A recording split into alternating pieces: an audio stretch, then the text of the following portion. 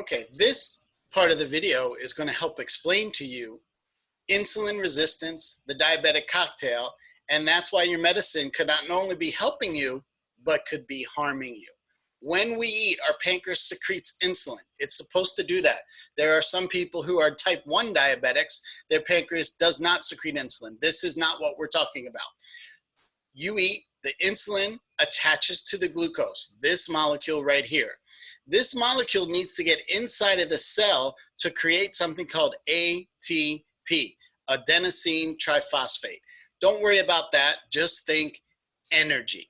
So this molecule gets into the cell, it creates energy, and if you're not diabetic, you just move about your day because it's not a problem. However, every single type 2 diabetic has some form of what we call insulin resistance. Now there's about 100 or so different ways you could be resistant to the insulin. I'm just going to talk about a general one, but it's important for you to know that not every person is going to have the same reason for the insulin resistance. But in general, this molecule cannot get into the cell. Why? Because the receptor sites are resistant to the insulin. Just think about it like you had a key, but you had a key, it was not the right lock. So even though you have a key, you can't get in because it's the wrong receptor, okay? So this molecule can't get in because of the insulin resistance. And so it's kind of like going into any major big city Monday through Friday at about 9 in the morning. There's a lot of cars, a lot of traffic, so it creates a backup. So this molecule backs back up into the artery. So when you take your blood sugar, if the glucose is more in the artery, then your blood sugar is gonna be higher. That's blood sugar. That's 1/3 of the diabetic cocktail.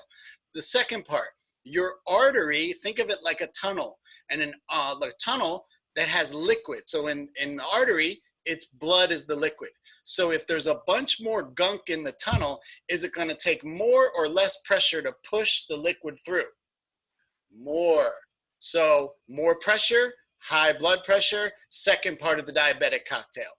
Third part of the diabetic cocktail. When this molecule remains in the artery for too long, it will turn into two things, cholesterol and fat. Forget about the fat for a second, but the cholesterol, if your cholesterol gets too high, what are they going to give you?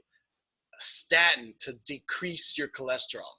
So that's why these three medications, almost every single diabetic has been prescribed and or are taking them. Whether they have the problem or not yet, that's the absolute stupidity of this. Why would you take a medication that you don't have that problem for?